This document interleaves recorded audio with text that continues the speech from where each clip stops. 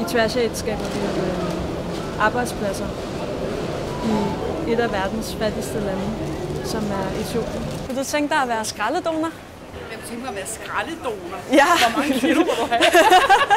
Så det vi gør, det er, at vi indsamler affaldet, og så sender vi det til Etiopien, hvor det så bliver forædlet til sådan danske designprodukter. Okay. Og så bliver det sendt tilbage til Danmark og solgt på det danske marked. Hej. Kunne I tænke jer at blive skraldedonorer? Og det er sådan helt praktisk, sådan som det foregår. Det er, at vi har sådan en sorteringsspand. Det fungerer sådan, så at man åbner her. Vi har ligesom de her 4 affaldskategorier, som man kan sige. Vi har papir, og så har vi plastik, og så har vi glas og metal.